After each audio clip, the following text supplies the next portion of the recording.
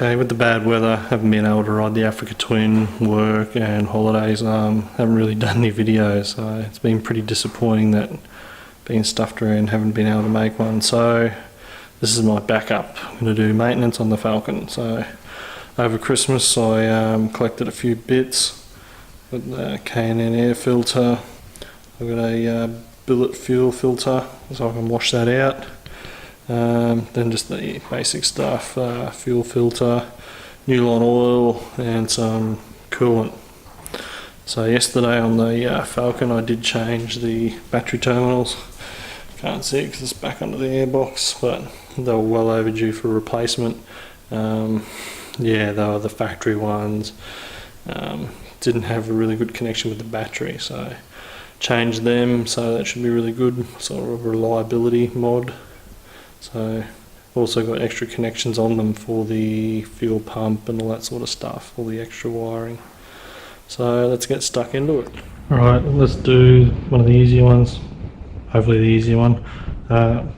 Change out the pod filter. So this is the K&N U2520, which is what comes with this kit. The kit's a few years old, so I've changed it with another filter, but I want to put the K&N back in. So on this setup, normally the large factory battery lives here from factory. The intake is over that side, so for this setup they use a smaller Odyssey battery, like same as that one there. Put the battery in sideways and then fill the rest of the gap up with a filter, so it's pretty tight in here. So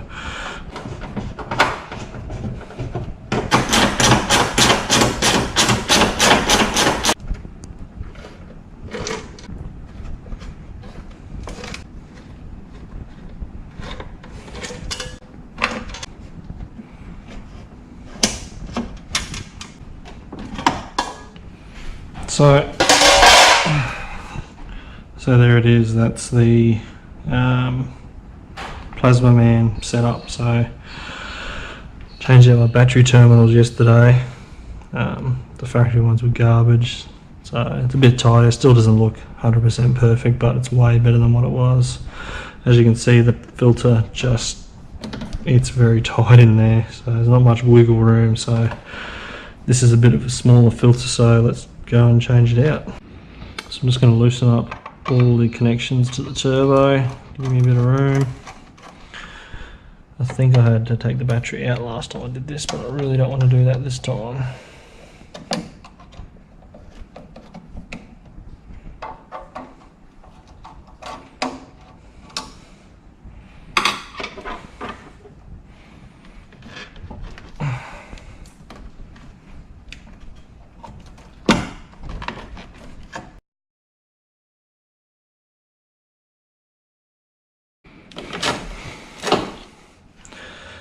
That was not easy. There's a bit of mucking around there. As you see, the filter gets a bit squashed up, so we'll change it out for the smaller K&N.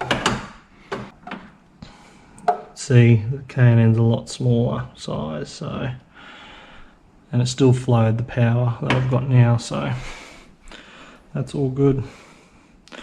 Put my shorting out blocker. It should be a lot easier to get into position. Straight in. There's a lot of doubters for K&N. I've had no issue with them. I've had them on motorbikes, cars. Yeah, as long as you keep up the maintenance.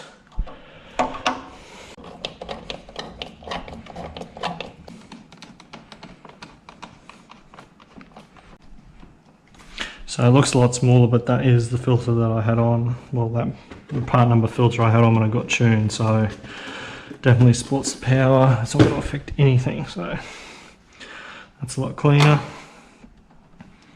Doesn't hit on anything now, so that's a lot better. I'm happy with that. It's not going to wreck the filter like it did on this one.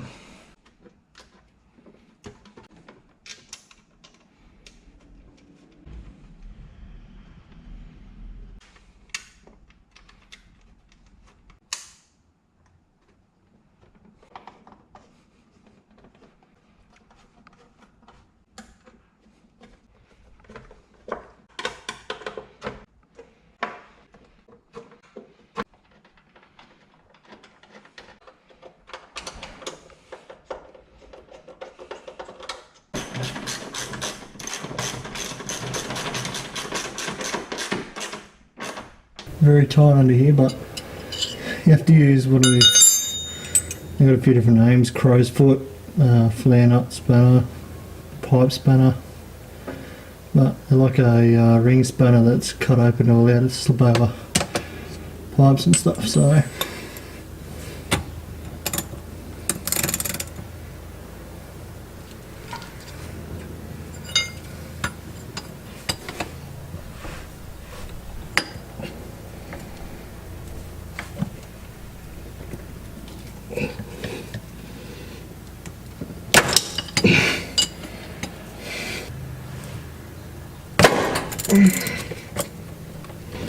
Careful not to get fuel in your eyes. And because I've got a surge tank, this line isn't pressurised when the car's off. So now we pull this line forward a bit.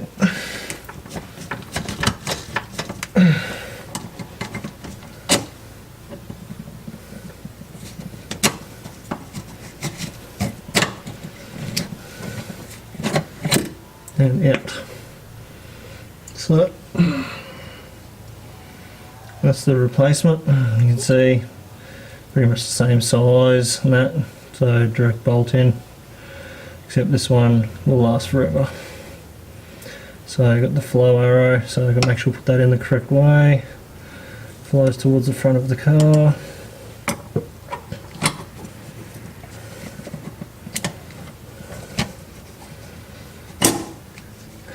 Fits in the bracket perfectly. Line's back in. Just do these up hand tight.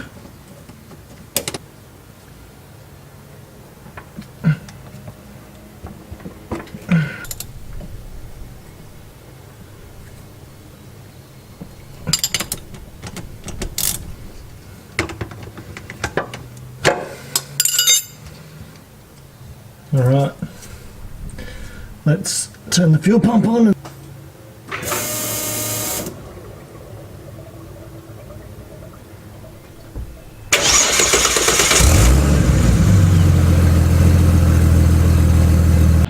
Alright, we'll do the coolant now. Down the bottom here, you see it?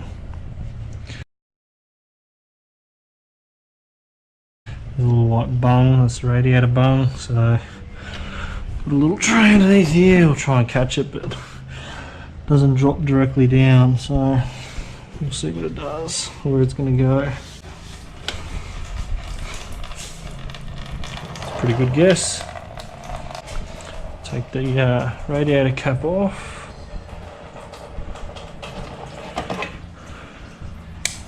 Make it go quicker.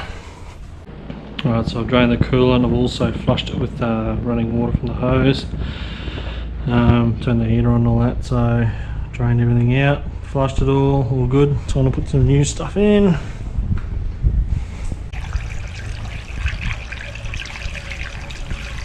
Should take this first bottle easily. So we'll start it up and bleed some of this air out.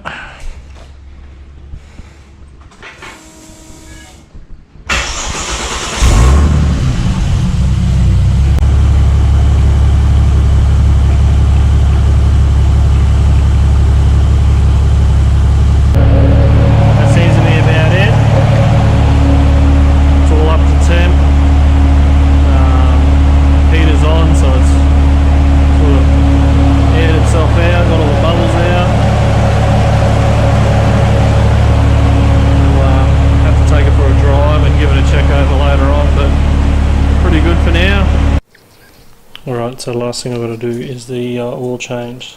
Pretty easy on this to reach, can get it from underneath, or I don't have the factory airbox in the way, pretty easy to get to from here. Don't know if you can see it on the camera, but sort of just see the filter there in the middle. It's in there, yeah, and then just a 15mm sump plug, so easy to do. I'll get ahead and drain it. So the oil is drained. I'm just going to stick this filter on. It's the Z516 on the BF's Falcons, so I think the FGs are the same, but BA's use a different one, the Z9. They've used that for years before that, so they changed the BFs. So I haven't used the ST model before with this filter, so it's supposed to be a bit better.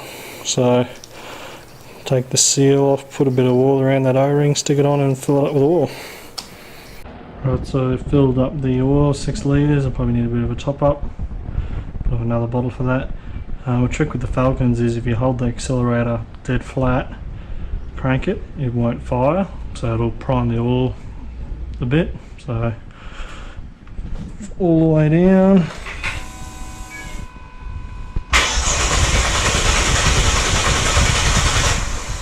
Enough. Foot off.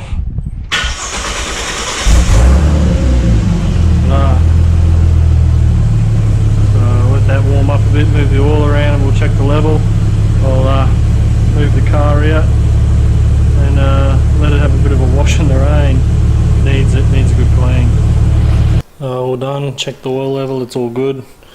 Hosed out the bloody garage a bit. Didn't really wash the car. There's a bit of a car cruise on in early March, so there's no point doing a good job cleaning, especially when the weather is all yuck. So hose off will do for now. Give it a bit of a dry, but that'll do. Hopefully the weather gets good so I can drive it a bit more and ride the Africa. So yeah, thanks for watching.